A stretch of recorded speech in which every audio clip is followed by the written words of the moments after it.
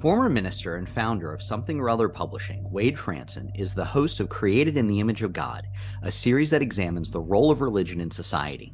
From messianic returns to the emotive responses transmitted throughout our culture, Wade fearlessly addresses reality claims from all directions, objectively exploring their compatibility with Holy Scripture.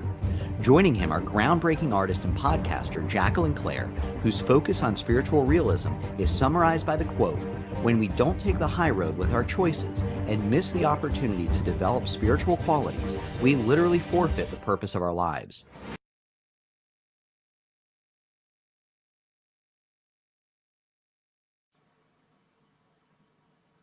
Greetings, everyone. Welcome to Created in the Image of God. We are very excited today to have a very special guest who I'm just going to have jump into the studio right now. Welcome, Jason.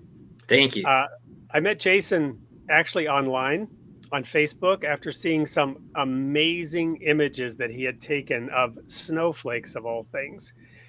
Jason is a Colorado born and raised, quote, storm doctor. He's the father of three, a physician, and an associate professor of medicine at the University of Colorado Hospital.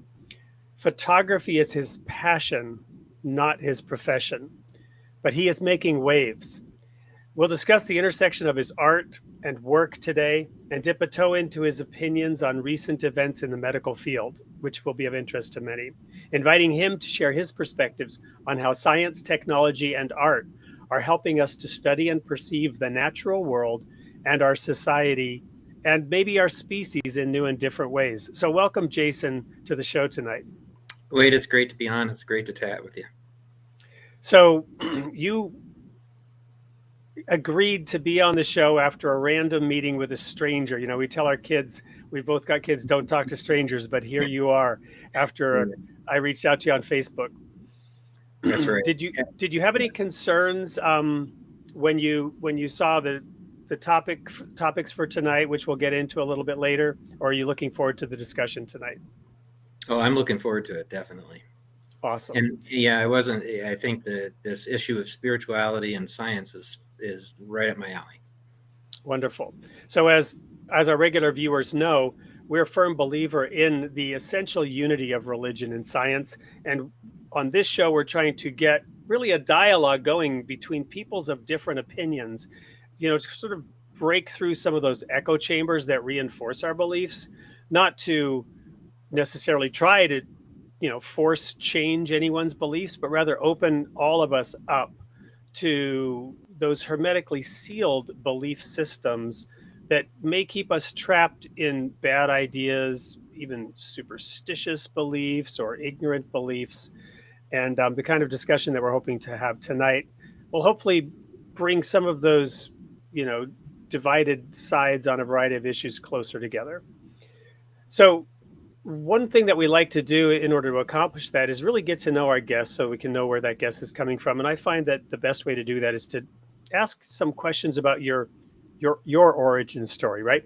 This show title is Created in the Image of God. It evokes the Garden of Eden, Adam and Eve, and the origin story, the creation story. What is the creation story of Jason Persoff? Where do you come from in those early moments of your life and years, those childhood years that were formative? Yeah, I was born and raised in Aurora, Colorado, and you know, I was raised in a Jewish family, but Judaism didn't capture for me the spirituality that I desperately longed for. For that, I had to really travel down some harsh roads and really hit a personal spiritual rock bottom about a decade ago, and was very blessed by the fact that God spoke to me in science, and it was an amazing moment where God put the word momentum in my mind. And all I could see is the entire universe and all of the molecules in it had all their own momentum. And here I am trying to swim upstream. And so, Wow. so that was the right word at the right time to communicate with me. And it changed my life. That's amazing. And I had no idea. For our guests, I'm like gobsmacked right now at the coincidence of our meeting. So now, Jacqueline, I'm going to take a couple of extra minutes. in this opening segment, which is normally scheduled for 6 to 8 minutes. I'm going to probably go 10 now. And I apologize to you and to her topics, but I got to dive into this from a couple of perspectives. So the first one is the Jewish aspect, because what you don't know about me is I've written a trilogy. My first book is called The People of the Sign, SIGN. That sign is the seventh day Sabbath. I was what some might consider to be a Messianic Jew in reverse. I went from Christianity back into the Old Testament. It wasn't just me, it was a movement, but I was actually a minister in this denomination that, found wonder and beauty and actually structure that I needed. So wonder and beauty is maybe not the right words at all. I found the structure that I needed to structure my life by going back and looking at those laws and, observing those laws and those commandments. Critical to me in my formative years to get me out of you mentioned sort of a dark place you were in for a while. And I was in a dark place as a child. And those very things that you moved away from were what helped me for several decades. I'm no longer involved in that at all, but it's interesting that you had the opposite experience. So unpack that a little bit more for me, what that was like. Were your parents, devout? Did you come from a devout, or was it less so? Yeah. So I think the way I was raised was Judaism was a series of rules and traditions that were passed down. And, just 2 generations above me. So my grandparents, of course, there was an incredible amount of rich desire for me to carry on those traditions, largely because of the Holocaust and how it affected our family. Most of my family also was affected by the Polish pogroms back in the turn of the century, the 20th century.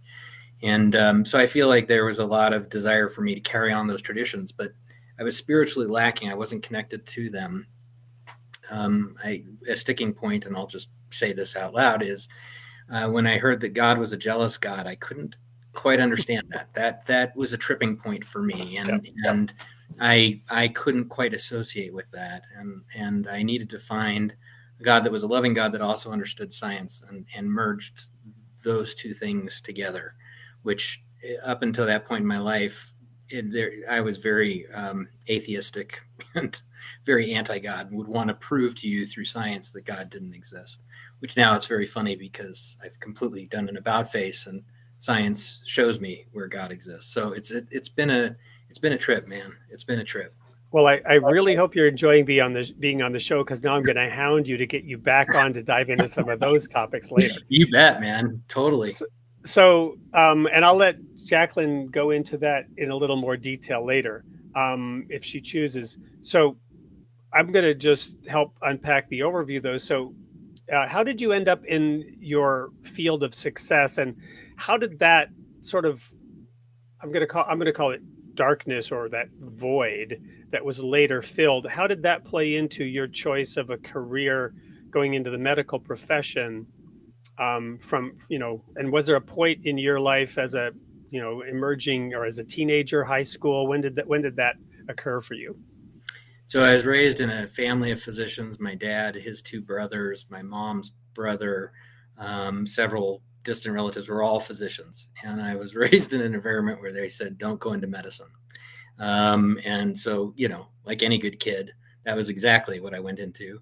I really enjoyed the ability to have this aura of knowing quite a bit. Like I was always impressed when my dad and his brothers would get together and they would talk about these various, very complex situations in medicine. And I was just blown away by their depth and breadth of knowledge. And in many ways, I just wanted to ape that. I wanted to be smart. I wanted to be knowledgeable. And that dictated sort of the next steps, which as I went through high school, I did some athletic training, which is sports medicine. And I really enjoyed that. I wanted to know more and more and more. So it wasn't too surprising to me that I developed a voracious appetite. And in college, I was really straight and narrow. I did not party. I was, let's get this done. Let's do it right. And let's get straight A's, which unfortunately led to a lot of perfectionism, which later on sort of brought me to that dark place. This idea that I somehow control things, or that I, am magically gifted in some sort of way. I put a lot of pressure on myself, and it took me away from being able to live in the moment. Being infallible was a big problem. That I thought I had to be infallible. And Interesting. Yeah, so I think that it was interesting. Those sorts of things. I mean, to me, there's no mistakes. That I needed all of that to get to where I am today, but I don't need that anymore now that I'm here. I'm going to try to take that advice and apply it in the current situation with my teenage kids. We're having discussions about where do we put the guardrails, right? Where do we need to move the guardrails out a little bit and let them make a few more mistakes. Yeah, mistakes are great because they're the best teachers, and I think that one of my problems was, and this was all very much driven by myself, not by my parents or anyone else in my life, was the idea that this illusion of perfectionism could be achieved, and that's a really tall order to put on my shoulders. And since then, being able to say things like "I made a mistake," even to my patients, it has been incredible freedom for me, and it's and having faith that it's all going to work out okay. Well, a quick unplanned question there, just out of curiosity, given I have a wide interest in everything. And so now I've got somebody who I can ask this question of. So how do you handle the, let's just say, the liability aspect? It's interesting that you say, not being afraid to mention that you made a mistake. I would think there are a lot of people who are afraid to sort of admit that because of the whole liability issue. Does that play into it at all with you? And how would you deal with that? I make mistakes. I tell patients when I make mistakes. Often I'll explain how that mistake was made. People are sympathetic. Sometimes they're irritated. And from a liability standpoint, it's interesting. Colorado, and there are many states in the nation, if you fully disclose your mistakes to the patient, you're actually not liable for those mistakes so long as it was made an honest mistake.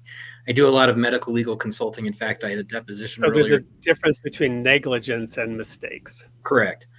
Negligence. Yeah, I do a lot of medical legal consulting, and I can tell you that the number one reason that I think a lot of the doctors get sued is they bury mistakes and then deny that they happened, and then patients and families are left very mystified and disappointed. Yeah. Sorry, I interrupted. You were about to say something. No, that was a deposition, I think. Oh, yeah, I had a deposition earlier today. In fact, in a great case of not owning mistakes, and the consequences. So much could have gone differently, and it could have saved a patient's life. But the Wow. digging in was not great. Wow. Well, in the interest of not stealing too much time from Jacqueline, let me ask the final question here then. And then we'll go to a quick break before we bring Jacqueline and you on. So you mentioned earlier that your desire to hate winter less led to your art with snowflakes, Yep. but that's expanded into something more. So I wanted to give you the opportunity to share a few words on that. Yeah, it's funny. I grew up in Colorado, and snow was always wonderful and magical as a child. And then when I started driving a Geo Metro and having to get to various hospitals, it was no longer a fun thing. And I hated winter so much, I actually moved to Florida for 14 years. That didn't really solve anything, as most geographic moves rarely do. It did solve the snow problem. But when I moved back, I'm like, I've got to find some way to connect with winter and tap into my wonderment. And I saw a snowflake photo that was taken by a photographer named Don Komarechka out of Canada. And I was like, nah, that's not real. That can't possibly be real. And so then I started realizing maybe I could do that too. And Don actually served as a mentor for me to learn how to do his techniques. I've modified them a little. And boy, I'll tell you what, now I'm looking for tonight, it's going to start snowing at around 11 p.m. So I'm going to be up looking forward to finding those snowflakes and capturing them and sharing them with other people, because I love the stories that they tell. Well, right here in Wisconsin, there are a couple of people right in this house who are looking forward to it start snowing as well, because my kids are predicting another snow day tomorrow and getting out of school. Right. But we're gonna go to commercial break, and when we come back, the audience is going to get to see some of those pictures, and Jacqueline will take us through a series of fascinating questions. This has been some of the 10 most enjoyable minutes of my life. Jason, thank you so much for joining us. And I can't wait to watch from backstage to hear the rest of this. That sounds great, Wade. And welcome to Something or Other Publishing, or as our friends like to call us, Soup. Soup is a platform that connects authors, readers, and service providers in one convenient place. Choose Soup if you're an author with a great book idea and you're looking for a publisher offering hands-on coaching in some of the best royalties in the business. Or if you're a reader who enjoys engaging with celebrated and emerging authors. We already have over 3,000 of them, and more are joining every day. You can even win free books by voting on their book ideas. Or maybe you're a service provider and you're looking to engage with over 3,000 authors. We're here to help. So whether you're an author, a reader, or a service provider, you're in the right place at Soup. Contact us at help@soupllc.com to learn more.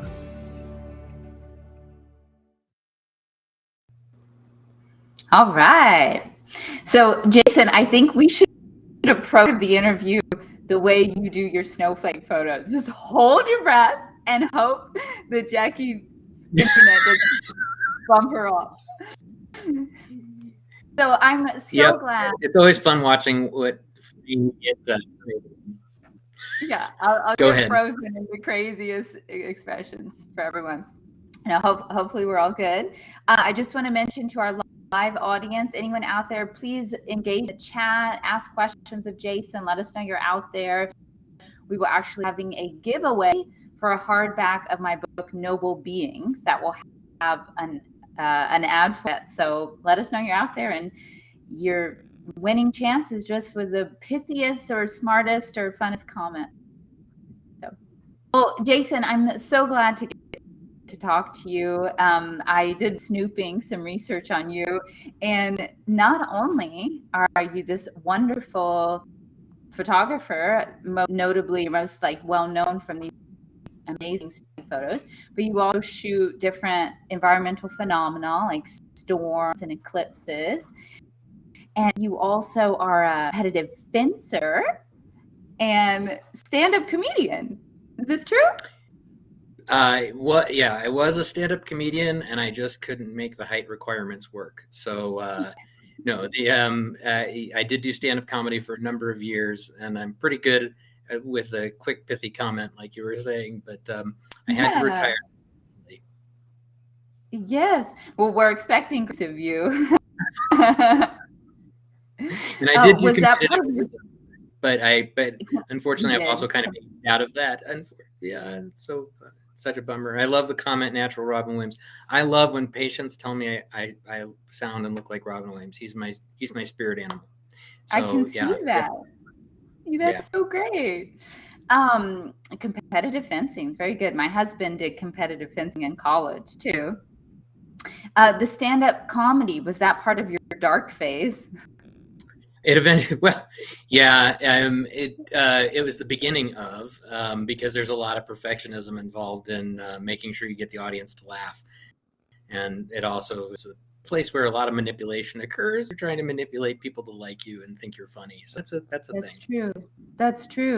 Well, what I think of is courage. It takes a lot of courage because no one can fake a laugh. The audience is not going to fake a laugh. So you're really on the line there. So kudos. Tell me that. Yeah. And you just seem like a really well-rounded, and I can tell that your family is before you. So I was excited to get to meet you. Yeah, my family is the priority. That's so good. Much to talk about. Well, I'd like to start with your beautiful photos, and maybe our producer can bring on some of your my favorites are the dreamscapes. I wanted to know what started this for you. What made you want to capture here's snowflakes that he's become famous for? Yeah. So obviously the snowflakes, because when you look at them, they are just spectacular. And to me, the physical laws that dictate a snowflake are those that were created by God. And so just having that opportunity to see that here, God has a sense of humor. There's Batman on this particular one. Those colors are naturally, Wow. yeah, science behind that's pretty cool, but it's like when you see a soap bubble or gas on water, you'll see those same sorts of things. Mm-hmm. Mm-hmm. So pretty amazing stuff. Just, I love that. Yeah, these snowflakes really do speak to intelligent design. I would imagine it'd be hard for anyone to look at your series of these and not believe in a God that has handcrafted these. Yeah, I mean they are, and we lose sight of that. Like, for example, here's a rare one, which is a 12-pointed snowflake. It's actually two snowflakes stuck together that grew together, because if you look in the center, it's still only got 6 sides. All snowflakes have 6 sides. But the Interesting. two snowflakes very early on that one hitched the ride on the other, and they formed. And it's very interesting. There are no two snowflakes alike. That's very true. Just like there are no two trees alike. But they are just, when you look at this and you think, God, that is just the coolest thing. And it's all because of this water vapor and how it turns into frozen water. I mean, somebody's out there carving each one of these while we're sitting here trying to get them off our car and shovel our walk. They're all pretty amazing, and that's pretty spectacular. So also, this is a 6-sided snowflake. It's just the 3 of the sides are really, really, really tiny. Everyone always thinks it's 3-sided, but it's not 6-sided. Wow. And this one's one of my favorites, is a snowflake within a snowflake, which I captured right before Christmas. So that was pretty special. And that was the one that sort of got me viral right there. Wow. Snowflake within a snowflake. That's incredible. Yeah, it is incredible, isn't it? Mm-hmm. I say because I go with the question I was asking, or do I go in a new direction? Because when I see those in that handcrafted nature and how you, it's there, it's all around us. I'm sure this perhaps phenomena as artful as the snowflake, but there's all kinds of wonderment around us all the time. But most of the time we're not aware of that, right? We're trying to scrape it off our windshield so we can get to work and that sort of thing. And you mentioned in the earlier part when you were talking to Wade about the experience you had that opened you up spiritually or connected you with God, and this sense of momentum in the universe. And again, as a I explore the interconnection of all things, so the atoms and the planets, how there's this harmony between them. Like, is here between that experience you had, that epiphany of God, and then what is witnessed through those snowflakes? Oh, absolutely. So one of the things that vision I had of momentum was the rules that dictate the universe were dictated by that higher power, and we get to see that in both the microscopic and the macroscopic. So when I'm out chasing, tornadic thunderstorms, eclipses, or the aurora borealis, all of those phenomena occur because of the rules that were set down at the very beginning. And I think that it's incredible to see how those rules play out individually. It's just amazing. Mm-hmm. And we need those reminders, because that brings a great deal of peace, I think, to the individual, and it also reminds us that our lives have meaning. Well, and I think the reality is that we live in a very hurry world, and so my hope is both for me when I'm taking these photographs and for the people who are viewing them, that they slow down and appreciate exactly what's going on in that moment. That they, one of the coolest things is that people tell me that they now look at their coat when it's covered with snowflakes to see if they can find any of the cool snowflakes, or take a moment and observe the clouds and breathe. I mean, that's what living is, right? It's not all the stuff up in my head that is constantly going. That's not real. What's real is right outside of me and around me. And so that's the cool part about this kind of photography. Right. Now, a practical question: how do you reconcile that, the hurry nature of modern life, and this taking a deep breath and appreciating the moment. You were obviously a man of great accomplishment, plus your family is number one. Like, in other words, I would imagine busy. And I hate that word, and I hate that it's often used as a good thing. Like, you staying busy? It's like, please, no. But unfortunately, we are. And I think, to accomplish things, often you have to be. So how do you personally balance that accomplishing with also truly living your life? Oh, I forget, like everybody else. I need to remind myself. I have people in my life who I meet with on a regular basis, and we spend a lot of time really dedicating our lives to making sure that we're trying to be of maximal service to others, being sure to be present, practicing meditation, prayer, these sorts of things. Those are the ways that I stay grounded. And I saw that there was a person who, about Masaru Emoto's work. So unfortunately, Masaru Emoto's work, and he was an interesting guy. He wanted to look at how ice crystallized based on intention and thought. And he was a Japanese scientist. Unfortunately, his work was actually fraudulent.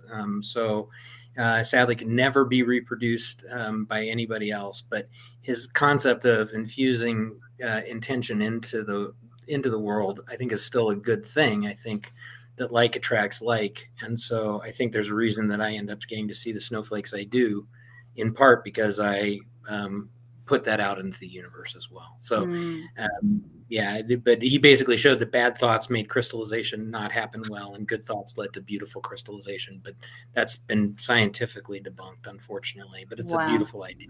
Yeah. Yeah, it's a beautiful idea, except it's fake. That's terrible. Yeah. Well, I think a lot of people will see the things that they want to see. That's one of the dangers in science, is trying to find your own hypothesis as proven. That can be a danger spot.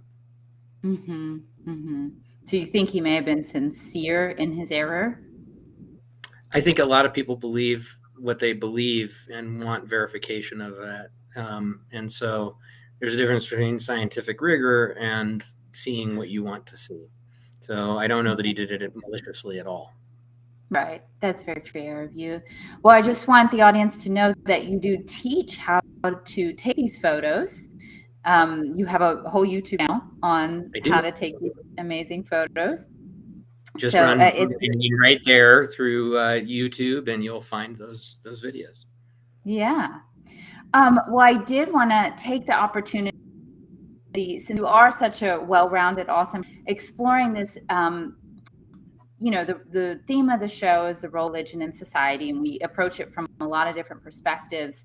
And there is this historic perceived dichotomy between the sciences and religion. And so I guess in general, if you have any thoughts on that, since you've obviously bridged that, and then we might get into more topical aspects of that topic as well. Sure. I think that, man has a tendency to like what man thinks. So sort of the same thing that we were just talking about. I think a lot of people believe that science will have all the answers, and that we'll be able to unravel the mysteries. But, God put a sort of, it's very interesting. You can see the limit of what God's going to allow us to do if you get all the way down to the uncertainty principle. And at the very, very small level if we close all the way into the smallest scales, we cannot actually get any further definition, because the uncertainty principle basically creates this thing called quantum foam. So at the very microscopic level, it is impossible to actually see things because things are uncertain. It's also interesting that God created a universe where if you get into this microscopic world, the outcomes of experiments are dictated by somebody observing the experiments. So it's the whole Schrodinger's cat thing. A cat in a box that is a gas, that the cat, according to quantum mechanics, is both alive and dead at the same time, until somebody opens the box to figure out if the cat's alive or dead. And then at that point in time, the cat becomes one or the other. These sorts of things show that science won't have all the answers. We have limits. There's a limit to what we're allowed to see. And So science is going to get us a long way, but it's not the only thing. And I think if we look at science, we can actually try to not legislate, but argue over happiness and what does happiness mean, and what is the soul, and I don't think those are definable in classic scientific terms, but I do think that science leads the way to God, because what we do find is fascinating. There's an endless set of riddles there, and that's fun. I mean, to get to see how this place is put together, and you kick the tires and see how it works. To me, there's nothing better than that. Mm-hmm. That's so beautiful. And I think that's perhaps somewhat rare for someone in your field to reach that point. It was rare for me too. Yeah. Yeah, absolutely. Yeah. I couldn't admit that. I was frustrated at that time in my life with the inability to explain everything. Now I find that really cool. And you don't need to explain it, right? It's the wonder element. Yeah. What are your thoughts? I know I heard some observations, and I thought they were interesting and relevant during the height of the COVID episode, where, it seemed that perhaps science was, in our increasingly secular society, replacing religion, and not so much in reason triumphing over superstition, but somewhat of the opposite, where there were these slogans like "trust the science," when I thought science was a process of like discovery and trial and error and that sort of thing, or like Dr. Fauci saying that he was science, like this sort of language that arose that sounded like a certain blind faith, so to speak. Do you have any thoughts about that criticism? Sure. I guess. I think the unfortunate thing is most people don't understand science. That's sort of the bottom line, and the way we approach things scientifically. So the thing that was very interesting during COVID, and I'm on the front lines still of the COVID pandemic, and I can tell you that there was an incredible amount of misinformation that happened, and part of it is that people don't quite understand how science works. Science is having a hypothesis, then testing the hypothesis, and then getting closer to the truth each time. So the nice part about science is you can both be wrong or right, and both move you forward. It's one of the most amazing parts of that. The reality is that science was scrutinized by opinion, and pure science in its most real form is not based on opinion. Ideally, what it is something is put forward, tested, and if found to be what appears to be true, tested again and again and again to be disproven. That's the purpose of science. Right. So early on in the COVID pandemic, there was a lot of things that happened early on. We had a crisis on our hands, and people were really spitballing. I mean, it really was. It was terrifying during that first 6 months. It was very scary, but over time, the scientific process continued to refine what it was that COVID did, how it caused symptoms, how it killed people, and how treatments could be directed to stop that. Given the fact that happened in 6 months, what most people missed was what an incredible, miraculous effort that was being undertaken. The community really delivered. I mean, from being inside of it, I can tell you that we really delivered. But what happened at the same time was people were using non-scientific approaches to argue against science. So the lowest form of science that we can ever have is our own personal experience. So our personal experiences are not scientifically valid. So if I, swallow a rock a day and I never get attacked by tigers, then I could make the connection that the rocks are preventing me from being attacked by tigers. But the reality is I don't live in a place that there are tigers. But I can make that leap of logic because both things are true at the same time. And we saw a lot of that happening. And so it's interesting that I think that the mistake that was made and continues to be made is the idea that science has the right answer all the time, but that it is an evolving process and subject. Absolutely. Yeah. And I think that looking to science to solve problems like COVID is the correct thing to do. Because the way that the approach is not based on opinion. It's based on science. Now, a lot of people also don't know how to look at the medical literature, and that became a real problem during the pandemic because a single study also does not dictate how things go. And a lot of people were publishing some pretty cruddy studies that were immediately disproven by the scientific community. But that one study, like for ivermectin and hydroxychloroquine, which were raised very early on based on some very poorly done science, when actually scrutinized over very carefully controlled trials, the benefits of those drugs were disproven. But people continued to cling to the original papers. And so that was another issue.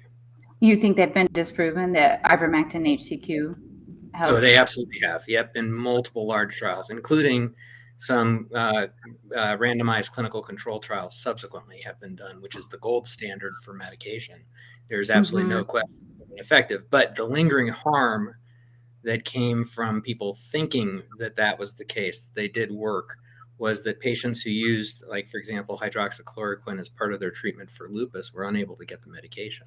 But because people were clinging to case reports, or the worst kind of science was what I like to call the press conference science, somebody coming forward and saying, this is so, and then everyone would say, oh, they're just being silenced by the scientific community. The reality is the scientific community is the most effective at weeding out what is and is not valid over time. And so great claims need to be greatly proven. Now, John Pills just said that placebos make a difference. He's absolutely correct. 30% of people will get better with placebo on any trial. 30%. Yeah. So, well, speaking of placebos and also press conferences and that sort of thing, you know, what about the belief under which many people took the vaccine, that it was safe, you know, safe and effective, and also that it would stop transmission and infection, or that was the original hope for people, and then we've discovered it doesn't stop infection. And then there was a recent case with the European Special Council where the Pfizer rep said that they had never tested for transmission. And in the context of this show, and I just felt like that was a representation of a certain kind of blind faith, you know, people moving in a direction of a belief that hadn't been thoroughly brought, you know, made clear to them. Do you have any thought that? Sure. So there's several things that you said that are of interest to me. The first is the mRNA vaccines had actually been in development since 2001. They'd been tested for the original SARS on thousands of volunteers and were followed over time, and that they were found to be safe. So they weren't new, and a lot of people continue to talk about them as novel. And the reason that they were novel is the idea of rolling out a new type of vaccination. Typically, we use, you know, dead portions of the virus that we want, and just give it into you and hope that your body will develop an immune system to this. So the mRNA vaccines as a mass vaccination was a new concept. But there were several things you mentioned. The blind faith. So there were very good clinical control trials that showed that people stopped dying and getting hospitalized when they got the vaccine. And when we look at the impact on vaccines worldwide, as they were rolled out to different countries, there was an immediate drop in mortality and hospitalization that was directly related to when the vaccines were rolled out in the countries.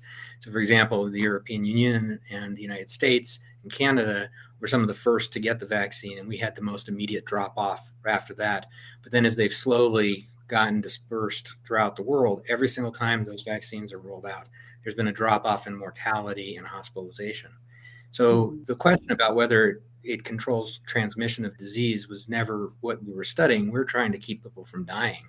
And I think lost in the vaccine literature is this idea that getting the vaccine will completely prevent you from getting the illness. Now, I've been vaccinated 5 times because I have to frequently be vaccinated, and I've had the bivalent vaccine, and I still ended up getting COVID in January, but I didn't die from it, and I didn't get hospitalized from it. And I can tell you that sort of issue of hospitalization and death is the marker of a good vaccine. What got lost in there is the messaging that you talked about blind faith. There was a lot of safeguards being put in place, and one of the most rigorous is that we monitor vaccination safety through a reporting system, and this is done worldwide in various countries. And if there was actually any noise to any of the vaccination harms, then they were looked into. And it did turn out that the AstraZeneca vaccine did cause a significant but extremely small bump in heart injury in younger adult males. And it became instantly it was no longer prescribed, and it was never approved by the FDA. One of the things that was fascinating about the COVID pandemic in particular and the interpretation of things is people blew up the side effects or the toxicities that can occur as being proportionate to the toxicities and side effects that COVID had.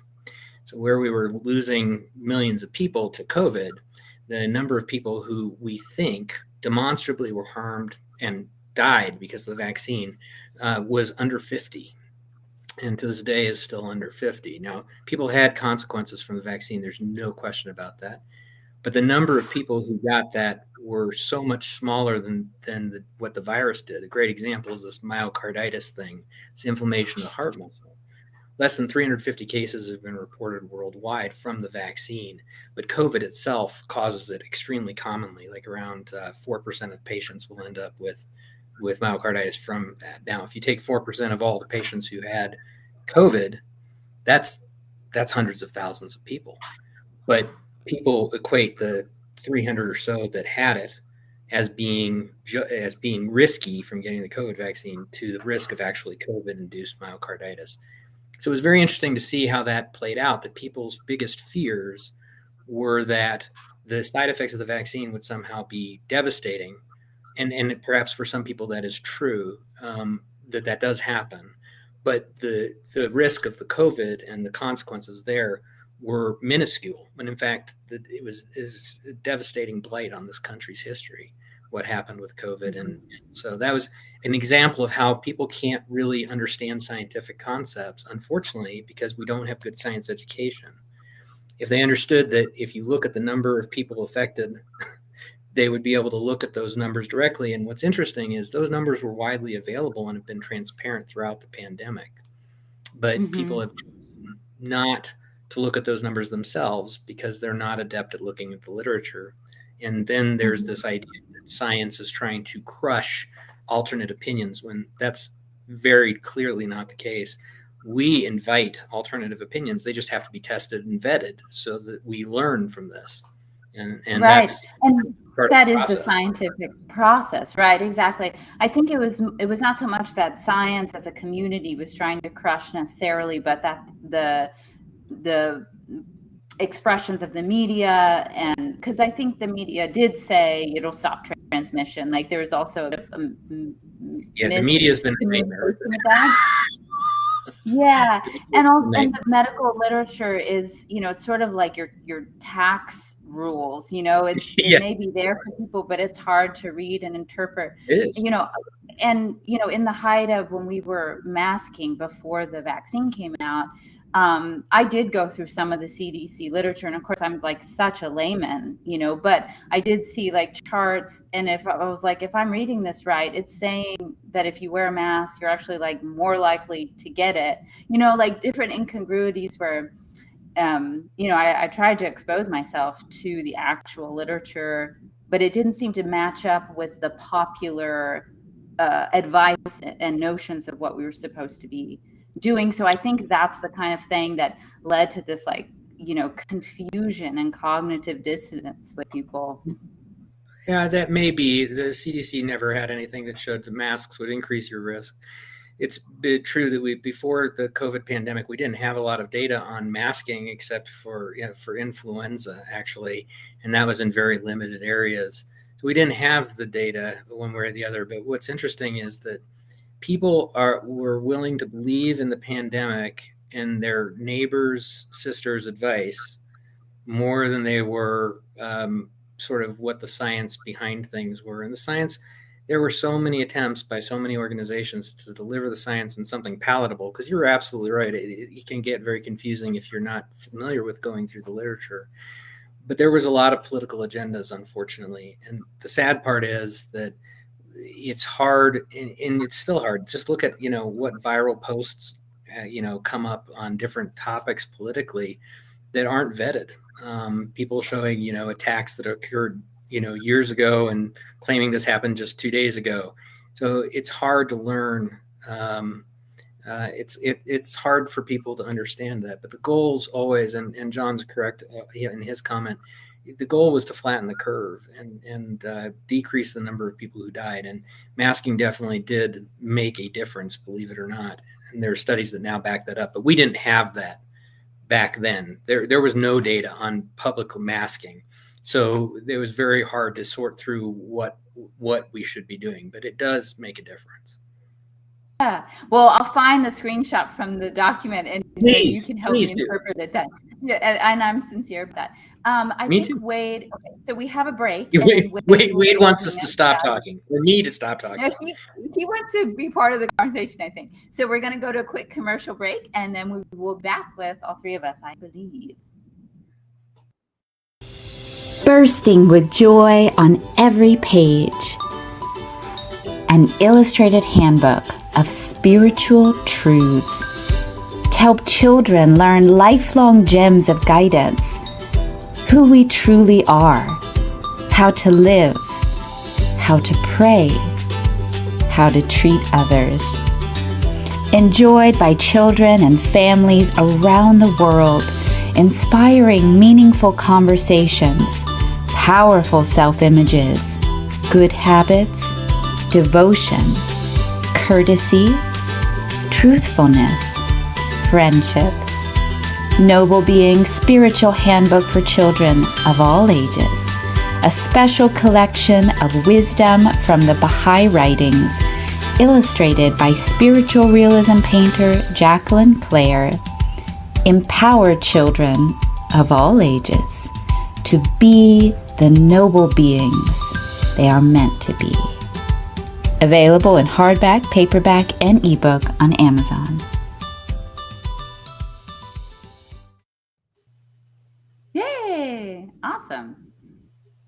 Hey there. I was absolutely not clamoring to get in, just to make sure that our sponsors also get featured. But it's hard. It's hard to find a good place to break, because Jason, it's such a joy having you here to share your perspective. I know that we will have some viewers who will want to take exception to a lot of the things you've said. Sure. And the point is, we want to have people who are articulate and can clearly present their position. And I'm very grateful to you for having done so. And if someone, would like to challenge any of the things that you've said, clearly you're the type of individual who would welcome that and would be willing to have a very civil discussion and look at what they have to offer. Again, we're both family men and teenagers in the house. How to get your teenagers to, you can challenge me, but do it with respect, right? Yeah. That sass, that attitude that comes across sometimes, it doesn't help things, right? And these are topics that people are very attached to. To your point, I love the analogy about personal experience not being scientific. Correct. And but anyway, I have a dominant personality. I tend to dominate. I wasn't trying to get in here and interrupt and derail, but those are my initial. And I have another question if you want, but I thought that maybe you had a comment. That's why I brought you in. I have lots that I could make, but I'm going to try to restrain myself. I want to just give you a chance, Jacqueline, because it's not often we let you sort of talk about your work. But I think in the context of today's show, I wanted you to spend a moment on your book, which was just in the ad, in particular because you're doing a giveaway as well, right? We've got a number of really good comments today. It might be hard for you to pick which lucky audience participant is going to get a copy of your book. But what is your book achieving, or what are you attempting to achieve through your book in the context of tonight's show? Noble Beings. Oh, sure. Yeah. Well, so no, I'll show it in a second, but it's Noble Beings. It's a spiritual handbook for children of all ages, which includes us. When it comes to the spiritual realm, we're always children and learning and meant to make our hearts more receptive. And of course, to inspire critical thinking, a sense of each individual's spiritual nobility and individuality. I don't know if that applies to the theme of tonight necessarily. I guess it does, the snowflakes and the scientific process. This is page 1. Let's see, how do I get it in front of my camera? We're on backwards. The quote is, "Truthfulness is the foundation of all human virtues." So it's like meant to visually illustrate what the words mean to help children understand, like, oh, what is a foundation? What's a foundation? It's a building site. So it's just these deep truths and little bite-sized meditation pieces for children and adults, and hopefully makes people smile, if nothing else. Thank you. Is that sort of what you were asking for, Wade? Yeah. Well, absolutely. To make sure that one lucky person is gonna get a copy of that. So, if your comment, awesome. If your comment is chosen, then we'll definitely want to get your information to get you that book sent. I do want to show one comment here to make sure that we give those people who are going to challenge you their due on this show. Here we have one of our viewers who, talking from personal experience, but nonetheless citing an individual who's involved in the clinical research. I could also refer to my wife is a physical therapist and has looked into this. She's actually a doctor of physical therapy, and so her doctorate, very much evidence-based. Everything that she does has to be evidence-based, and we've had a number of discussions on a decision in particular of whether or not to have our youngest son vaccinated. Mm-hmm. All right. And we delayed. She was one of the first ones. She was obviously on the front line. So she was offered the vaccine early and pretty much had to take the vaccine in order to keep her job, whether or not she wanted to. I've got family up in Canada, both of whom, for whatever reason, were not wanting to take the vaccine. Their jobs were at risk, and they both, were threatened or actually lost their jobs. One of them then went and got the vaccine and did develop myocarditis. To your point, didn't die. These are personal, individual experiences, and yet nonetheless, it's one data point. It's not, and I have experience in data science, so I understand how that works. It's only one data point, and that data point can be blown out of proportion like a gigantic picture of a snowflake. But that snowflake is compelling in its individuality. It is. These individual stories are quite compelling. So to the point, so the best science that we have in medicine are what are called meta-analyses.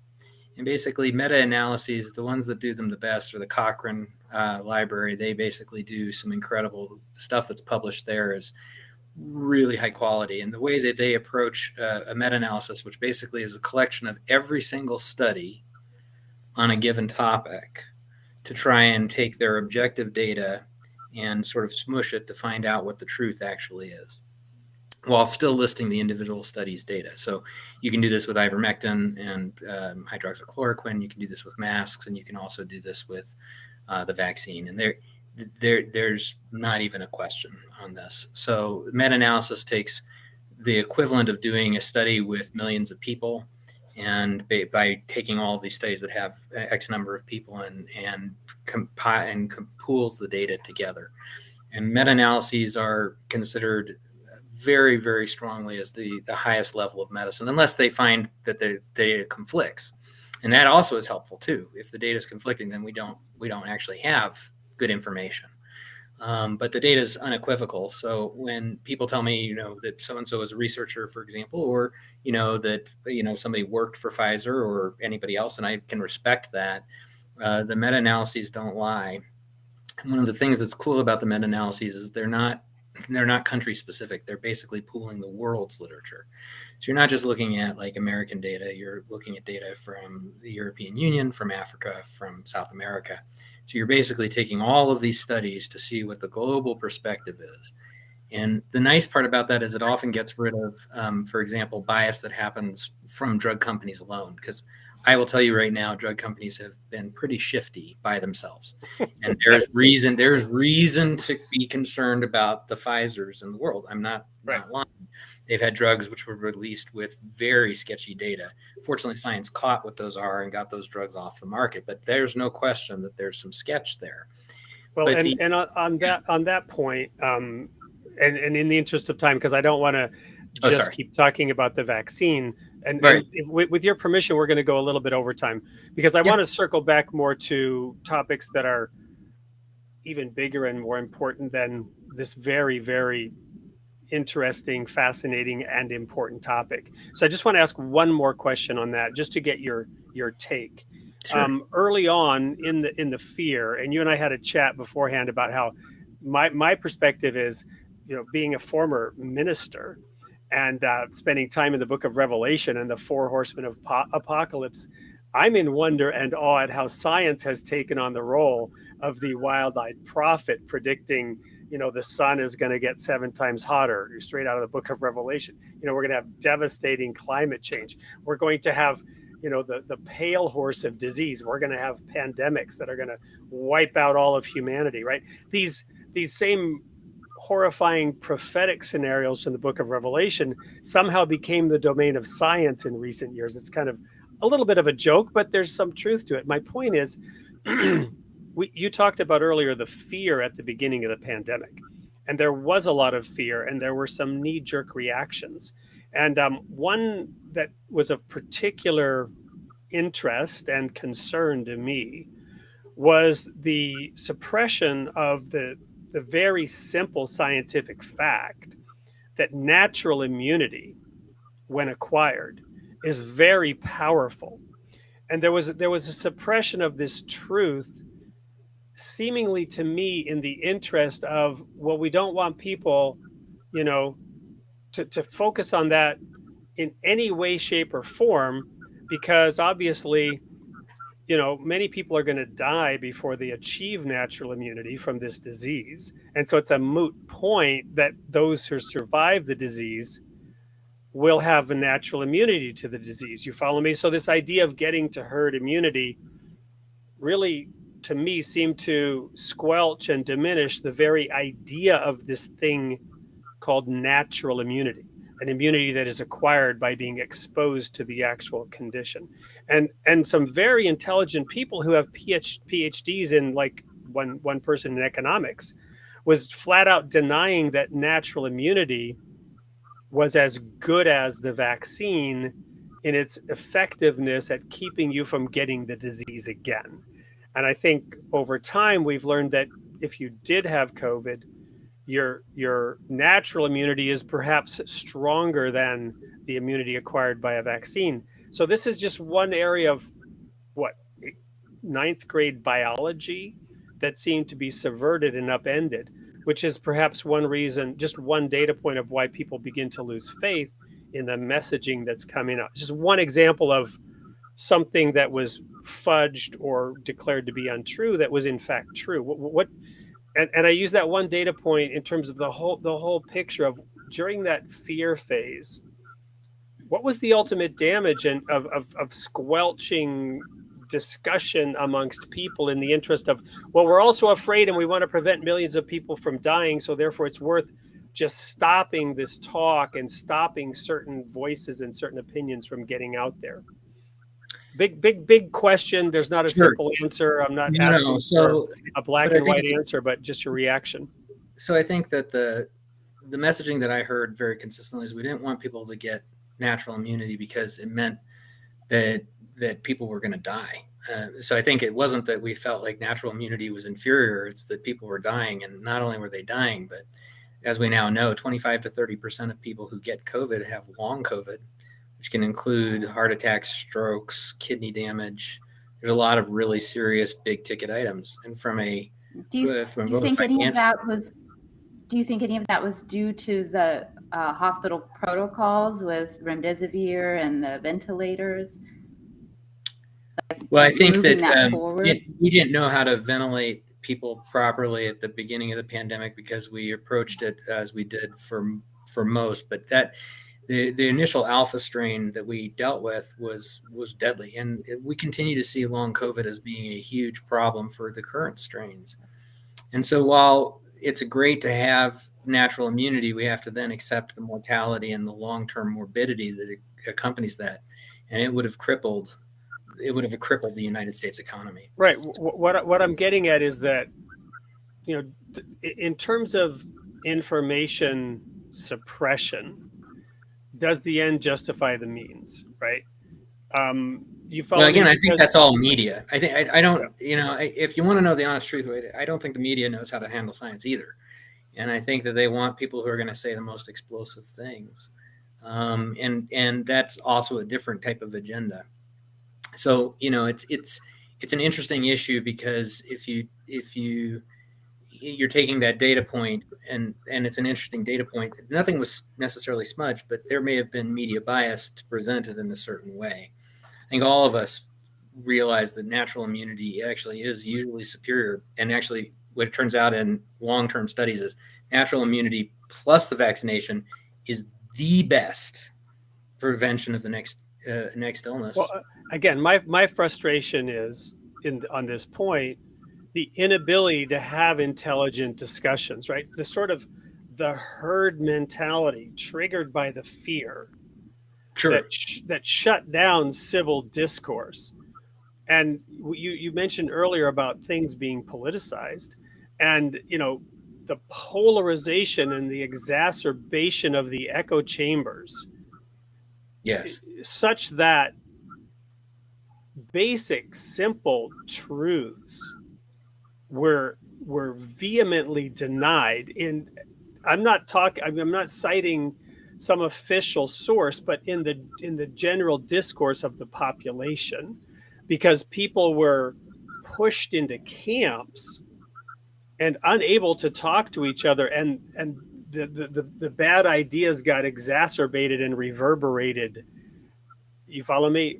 Again, this hermetically sealed belief system that I referred to earlier, where you're within a camp and it becomes almost all consuming, and it causes all kinds of problems. Yeah, I think the best thing would have been to have scientists really bring out what the data were. I mean, basically, but that didn't happen in the major media.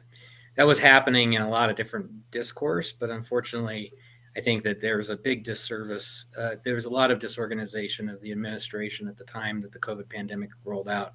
It limited the ability to actually have sort of a unified thing. But no, people should always question the data. The beauty of, we were talking about perfectionism earlier. There is no perfectionism. It's okay to make mistakes. And I think we learned a lot through mistakes of the COVID pandemic, even on how to carry the message. So I think that there was a lot of benefit that came from that. It was costly and it was hard, but I think we're continuing to grow.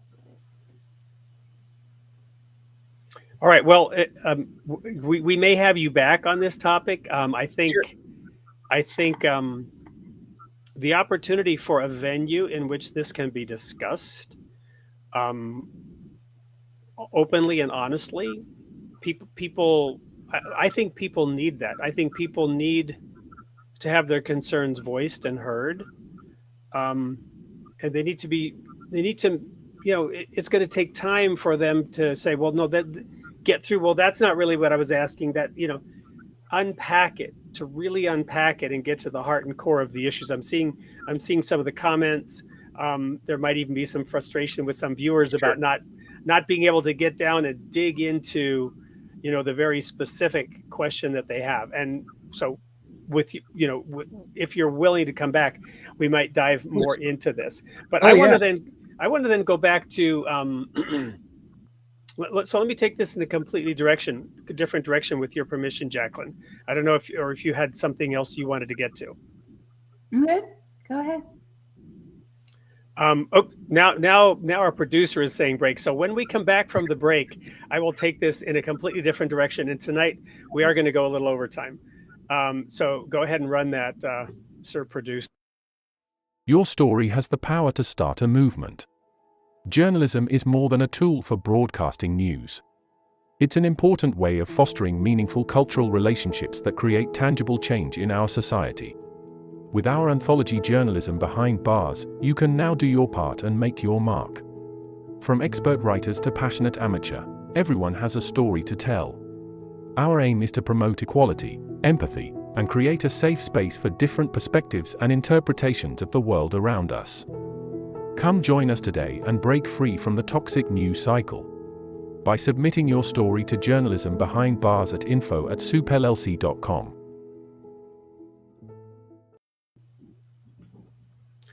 So for the audience, we will be launching a separate show that is less religious, where this particular instance of the show might then have landed once we have that other show. But the main sponsor of this program, Something or Other Publishing, is not a religious publisher. And we'll then be able to dive even more deeply into religious topics on this show. And the cultural journalism show will open it up more to topics of interest to those who don't necessarily have a religious lens. But in the interest of the essential unity of religion and science, the direction I want to take this in is this idea of the independent investigation of the truth. Now, Jacqueline and I are both Baha'is, and the underlying principle of the Baha'i faith, one of them, there are several, but one of them that is critical is the independent investigation of the truth. And there are these writings called the hidden words. The second of those talks about seeing it through your own eyes and not through the eyes of another. So independent of any discussion of vaccines and pandemic, this point about that single data point and the uniqueness of each snowflake, the uniqueness of each individual, right? If a snowflake is unique, how much more so are each of us unique, right? In many faceted ways, not just the 6 dimensions, the 6 sides of a snowflake. We have many more facets than a snowflake that can all be unique. Each of us perceives the world differently. And you talked about that quantum foam, right? Where there's a mystery, there's an unseen part. I've equated that with the free will at the material level, right? The quantum particle has free will in that sense, that we can't know its spin. There's this entanglement, and it's all fascinating. But at the emergence of matter, you have this free will concept, and we are the quantum particle at the emergence of consciousness and the bridge towards the divine. Each of us has the right and the ability to see it differently. And that when the wave function collapses and we understand what's happening, we can then know, right? And when it aggregates up, it becomes predictable and certain. But we as individuals, my fantasy is that God chooses not to know what I'm going to do at this moment. My analogy, to go back to the Holocaust, is that if you were alive in Nazi Germany, you could have saved a Jew, but you would not have toppled Hitler, right? The march of history and the prophetic framework by a being that exists outside of time and space, right? If God exists outside of time and space, it's easy for him to write history in advance. That would be prophecy. But he would choose to not know what you're going to do in a given moment. Yeah. Because he's given you free will and he honors that. It's like, okay, I'm not going to barge into my daughter's bedroom without knocking because I've given her that freedom, to have her own space. Where do I put the guardrails? So all of this scales up and down from, the pre-molecular level. Now, this long-winded monologue, what am I getting at? Well, what I'm getting at is that the independent investigation of the truth, how do we retain that in a world that is advancing towards a collective, where we have global problems affecting millions of people, and we have international cooperation and international agencies, we have an emerging world order that some traditional fundamentalist Christians, of which I was one, and I still claim, in some sense, to be a fundamentalist, believing in the accurate transmission of the Word of God in holy writings from thousands of years ago. How do we square that circle? How do we allow the independent investigation of the truth and autonomy and individual sovereignty, right? Created in the image of God means you were created in God's image, and he made you sovereign, right? He gives you the ability to have that privacy, to make your own decisions, even to have religious freedom in this country. Where does that quantum particle spin level stand in terms of this emerging world order, whether it be climate change or pandemic or whatever decisions need to be made at a macro global level as we move forward? Yeah. So first of all, free will is such an amazing gift. For me, my experience with God is that he is curious, and I use he only because I don't know. I don't know that God is gendered. I don't know these things. He hasn't revealed any of that to me, so I'm just going to use he for simplicity. It's very interesting that there's a joy in the curiosity I think he has with us, even when we're making mistakes. He loves us enough to let us make mistakes. And I think that there's something to be said about all of that, that the free will is not about destiny. It's about seeing the creativity of humans. And really, we're fairly unique. There are some other species that are also very creative in how they approach things, and I think qualify as intelligent. But the interesting part about that is things move. We're still primates, so we tend to want to huddle in masses and protect ourselves from predation. So I think it's not uncommon to see sort of these sort of unified approaches to different things. Humanity is a series of incredibly positive things that have happened over time. We certainly are far better off than we were in the time of the monarchs, and better off when we were in the time of emperors and all of this. But that took evolution of principle thought. And I believe that whatever we're moving toward, it's something unique that is purely human, and God's along for the ride. In my view of God, I'm no expert. He also doesn't speak to me directly. He only does it indirectly, which is a memo that I've been sending to him. That really, I'm kind of like a Moses guy. I'd like a couple tablets in my hands, but he doesn't do that, and that's disappointing, but very factual. But the thing is that we're going to evolve because of who we are as people, and I think it'll always be ultimately for the better, even if we make mistakes along the line. Obviously World War II is a horrific example of man's inhumanity to man, but we're not there anymore. We've grown as a species, and I think God's curious, and so I think it'll be interesting to see. So verifying the truth for oneself is just constantly finding this path toward God, which is done at the very individual level. It's an inside job, right? God's inside me. It's an inside job. It's a beautiful, beautiful thing. But it will continue to evolve. That's also pretty neat. That's like a promise until we either annihilate ourselves or find some other way to survive. But I'm actually pretty optimistic. I think that people will, on the whole, find a way to make the best out of this. And I am definitely a glass half full kind of guy. Well, I'll share with you an insight that I've had since starting this show. You probably haven't seen all the past episodes to have heard this. I've mentioned it on this show before, but when we mentioned World War II and the horror, right? And I lived in Germany for 10 years. We talked a little bit about that. I visited Dachau multiple times in my time there, and other areas. So one of the things that came out of World War II was, of course, the establishment of the State of Israel in 1948, but also, which is, providing, we're still not completely out of the woods on that issue, but it provides some safety and security for people who have been tortured and persecuted for many thousands of years.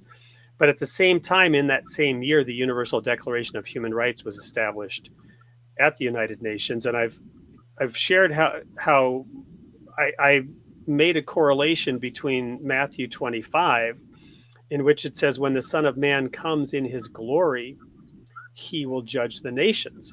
And then it defines how he's going to separate them like sheep and goats. And the criteria that he uses, it's the criteria from the Universal Declaration of Human Rights. And I'd always looked at that at an individual level, right? Am I giving a glass of water to the thirsty? Am I visiting, the sick? Your work is in fulfillment of one of those requirements, right?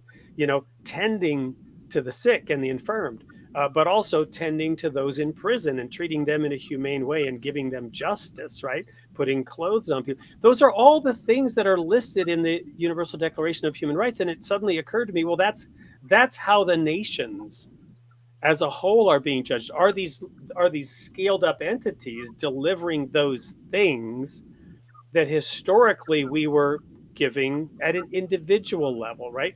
Does the collective take a collective responsibility? And at this aggregate complicated scale, are we focused on that? Are we trying to deliver that in our efforts? You talked earlier about, are we just busy pursuing our ambitions and our goals, or do we invest our work? Talking about the fraudulent snowflake study, are we investing our work with the right intent, right, to produce better crystals, better systems, right, better solutions that deliver those fundamental, essential human rights?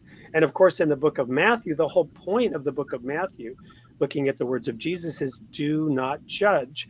Whatever standard of judgment you arrive at, that's how I'm going to judge you, which correlates perfectly with the fact that the sheep and the goats will be separated. The nations are going to be judged based on the criteria that we've collectively agreed to and enshrined and established in the Universal Declaration of the Human Rights. The nations have declared this is how we're going to be judged. And in fact, it is how we're being judged as a species. And, the turbulence and the revolutions that come from populations who are not receiving those essential human rights, right, is the judgment upon those nations, whether they're excelling. So to the point about the laws that were put in place that deliver those snowflakes consistently and uniquely, I'm inspired further in this view that this is the evolution of a system that was set in place, hundreds of billions of years ago, to ultimately end up at this evolutionary stage where we as a species are striving to achieve those high and lofty goals in some way. So yeah, I'm very optimistic about that as well, though it's 2 steps forward, 1 step back, and with a lot of pain in the process. Well, that's how you learn. I mean, you don't learn to walk without falling. I think even probably Jesus went through that phase. So, I think that, this is the truth. It's interesting that, if you look at the world's religions, which formed completely independent of each other in many ways, there's been a lot of mixing, of course, but if you look at individual religions as they developed, completely separate from one another, there are certain truths that come out. The Native Americans, I believe the Sioux in the South Dakota area, believed that God was at the center of an incredible circle, and all the religions of the world were on the outside of that circle pointing in to God. And I think if you look at the universal truths that we see in these religions, these are people's creations to understand the universe, whether they're true, that they, whether Jesus really said these exact things, or whether this was the intent behind what he was saying, or the intent of the people who were spreading the gospel, whatever.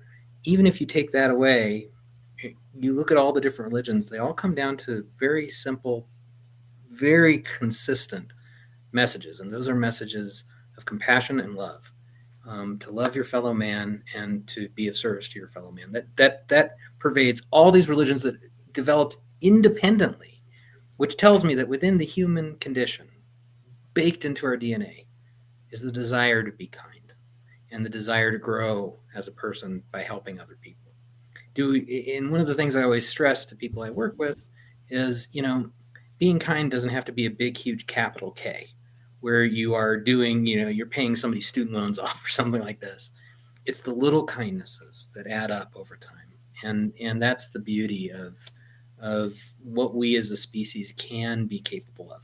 The individuals may not ever achieve that. And it is sad to me for people who have unrealized spirituality, because I think that it is it's a tough road if you're not able to find spirituality. I know I've hoed that road, and it was not a beautiful, wonderful thing.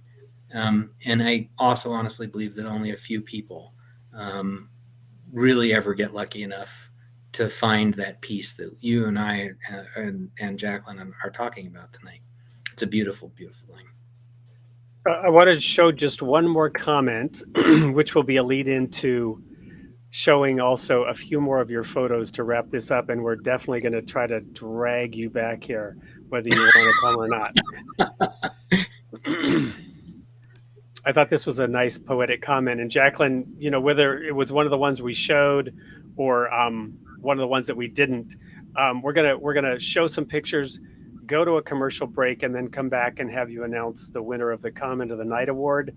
And any last comments from you, Jason, at that point? And we'll also give a quick, tiny peek into next week's show. So, Dan, I want to come back to some of those comments after the break, for sure. Great. Awesome. Dan, if you want to go ahead and show those pictures.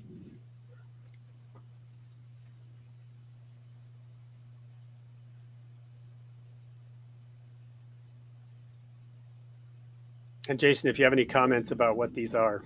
Yeah, this is the Aurora Borealis on Christmas night up in Iceland. And I'd never seen it before. And the picture doesn't capture the fact that it was from horizon to horizon. And it was dancing. It was just spiritual is the right word for that moment. Well, what it does bring awe and wonder, but it also makes me want to find somebody and stand under that mistletoe. Oh, yeah, definitely. There were kisses to be had, for sure. And this is kind of cool. This is what we call a land spout tornado. These tend to mimic water spouts, and they're mechanistically similar. I just love the little dancing prairie cyclone. I mean, this is sort of classic Wizard of Oz type style. This, on the other hand, is not Wizard of Oz. This is the potential for significant devastation, a wedge tornado that fortunately did no damage. And that's the kind that I like to chase. But it gives you the idea of both the scale and the spectacle that I get to see when I'm out storm chasing. I love that. And there's another land spout tornado with a 1930s outbuilding that had silverware still there from the Dust Bowl. So that was kind of cool. And that was also in eastern Colorado. And who's that guy? God, he's good looking. Oh, yeah. And there's a tornado in the background, too. So that's probably me. Well, excellent. We'll cut to commercial break. And when we come back, we'll have Jason commenting on some of the comments and Jacqueline sharing her thoughts, giving away a book, and we'll learn about next week's show.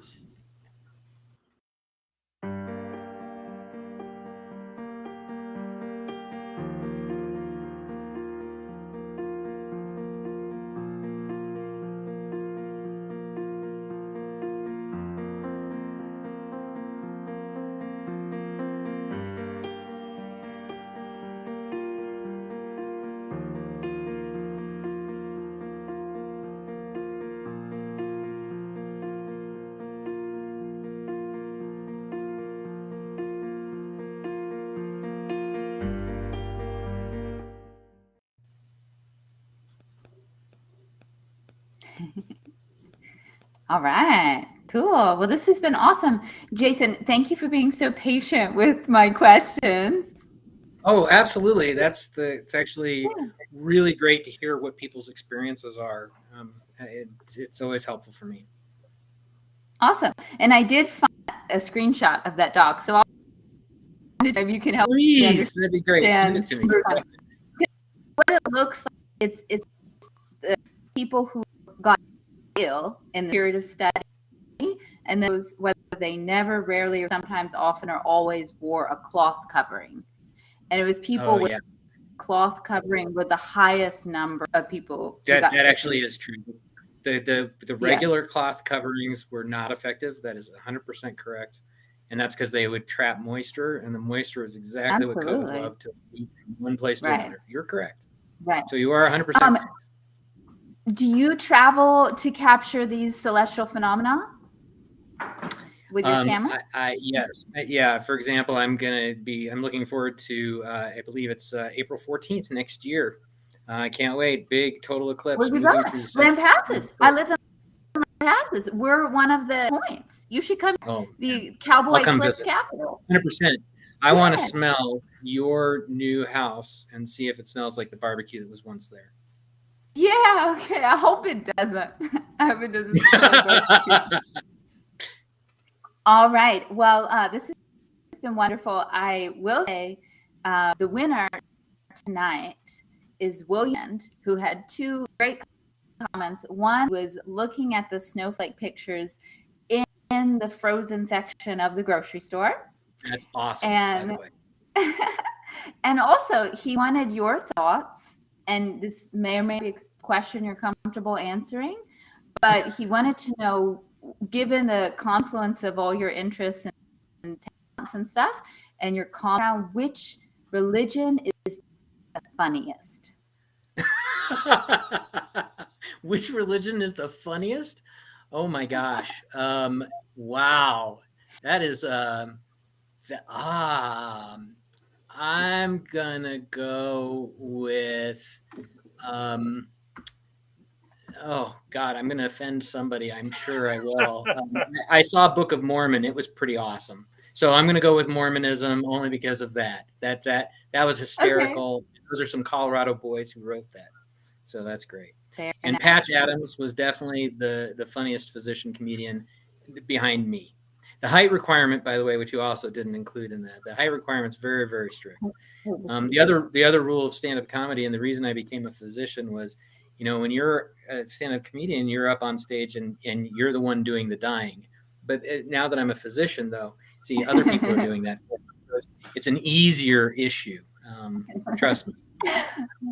Very good. Well, I hope everyone goes and finds your work. Storm Doctor is your beautiful photography, and also your name, Jason Persoff, on YouTube, if you want to learn how to take snowflake photos yourself. Absolutely. Reach out anytime. And by the way, thank you, Shabana, for the nice comment about the snowflakes. Is there anything else you want to tell people about your work, where to find you? Any parting comments before we just share what we're going to get into next week? Sure. So I'm on Twitter at Storm Doctor. And you're welcome to come by my website, stormdoctor.com. And, you know, the biggest thing I hope people take away is that this world is an amazing place and we're living in it, and we've been given this gift. So pay attention out there, because it's really wonderful. Well, thanks you so much. And for those who like Jacqueline and I, and I'm sure Dan as well, listening in the wings, have not heard enough from Jason, we will have him back. Next week, we have quite a fascinating guest. You may recall, if you tuned in, was it last week or 2 weeks ago? We had Imam Mikhail, who was talking about the interfaith library in Islam. And we mentioned that we would have somebody on the show who would like to ask some questions similar to what we did tonight in terms of the vaccines and the messaging around COVID. And you've got people on different sides of it. When it comes to the religion of Islam, it has critics. Criticism of Islam has sometimes led to accusations of Islamophobia, and no one has experienced this perhaps more than a British politician, Anne Marie Waters, who, in addressing certain concerns that she had about practices that are associated with Islam, was targeted and labeled, even though from her perspective, she was seeking to try to improve the situation of basic human rights as established in that charter of the Declaration of Human Rights that we talked about. So next week, we will be having Anne Marie Waters. She is in Great Britain, and the timing isn't such. So I'm also going to announce that we're going to have a new show format with some pre-recorded segments. The show will continue to be live. It's not clear whether we'll be able to have Anne Marie live in the studio to comment on some of the videos, but we will be here to have her response to some of the questions that arise when we start talking about Islam. This is going to be a fascinating show, and it will be the beginning of a dialogue in which we explore the true nature of Islam, and are these criticisms valid? And if so, which parts of them are valid? So we'll be getting into that as we continue to look at the role of religion in society on the Created in the Image of God show. Hope that many of you will return and that you'll share about this show with your friends and others. Please click, like, subscribe, share it out. And we look very much forward to seeing all of you here next week. Thank you very much for joining the show tonight.